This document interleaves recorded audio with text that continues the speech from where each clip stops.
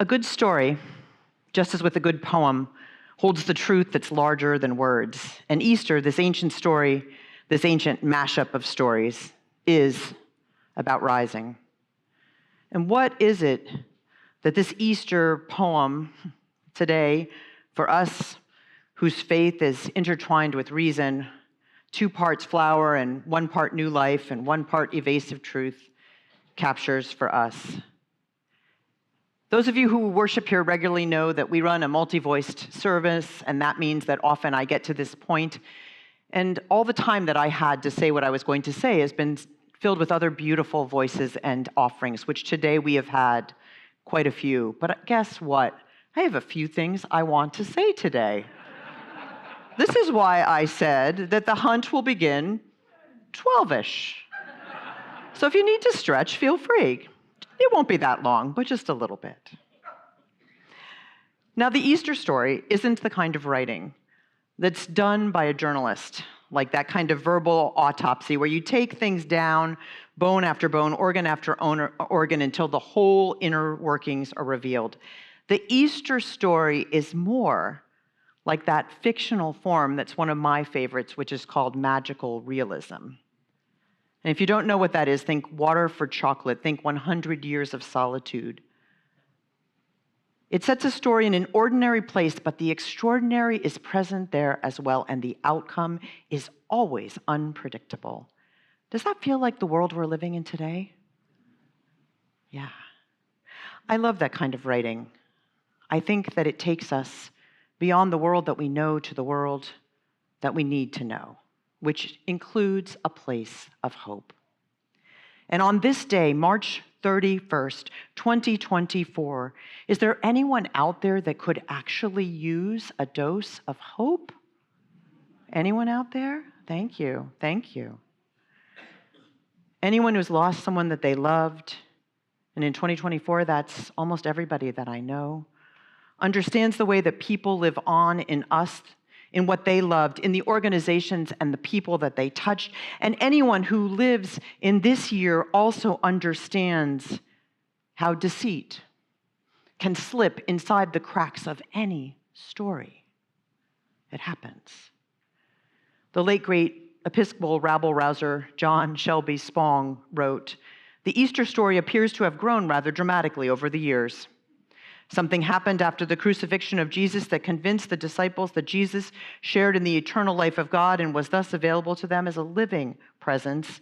And this experience," Spong said, "was so profound that the disciples who at his arrest had fled in fear were now reconstituted and empowered even to die for the truth of their vision. This experience had the power to force the Jewish disciples to redefine the God of the Jews so that Jesus could be seen as part of who God is. This experience was so profound that it ultimately created, on the first day of the week, a new holy day, quite different from the Sabbath, to enable Christians to mark this transforming moment with a liturgical act called the breaking of the bread. And the breaking of the bread is nestled as we are right now, in community." So from this story, something rose, something powerful.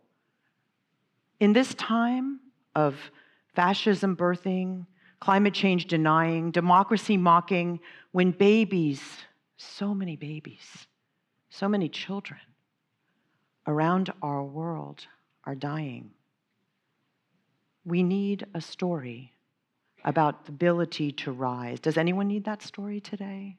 Anyone out there? Yes. It's a story about a man whose ideas of being inclusive, of loving the ones that others have shunned, were seen as too dangerous. Does anyone need that story today?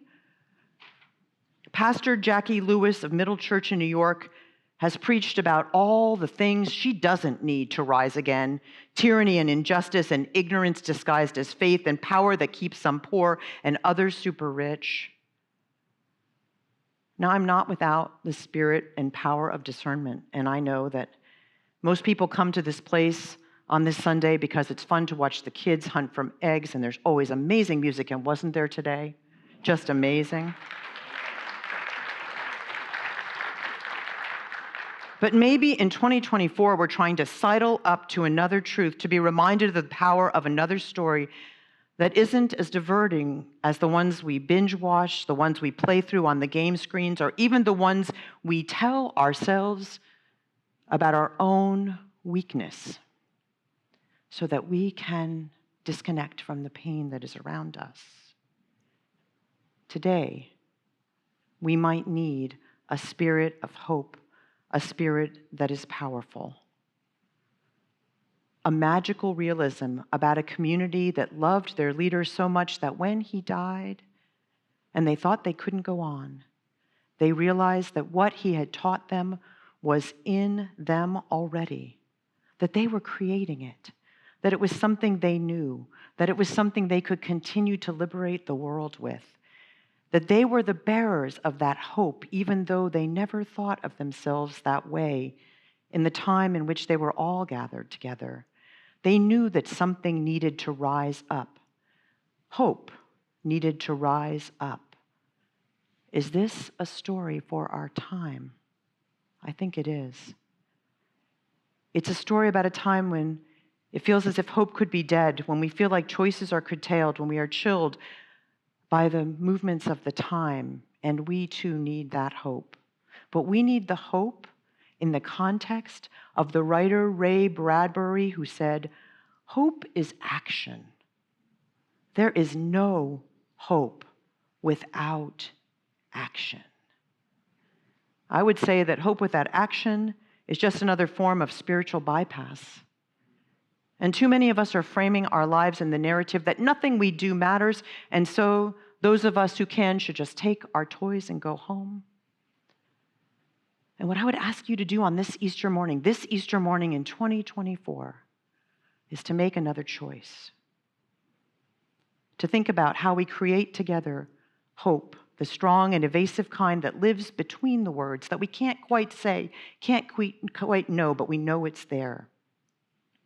That we create together a place where our actions counter the oppression that many among us feel today, and where those that don't understand and are willing to learn of its terrors. Can we be the people of that hope? Hope that we will support one another in looking into the eyes of the children in Gaza and Yemen, or the children around the world who are facing a lack of the basic needs of life in a world that still has plenty. Can we be the place of that hope? Hope that we will act to provide shelter for our neighbors here in the Bay Area who cannot afford roofs over their heads. Hope that ends our hypnosis with the idea that we who have so much need more before we can act to help make the change that we can. Is there anybody out there this morning who would be willing to rise with that kind of hope? What story is shaping your life? And does it have some room to push away some things and make room for hope, active hope, creative hope in our hearts today? To give some of our energy to co-create and fan into flame those little nascent ideas that live between the world. With that kind of hope, I do believe that we will rise again.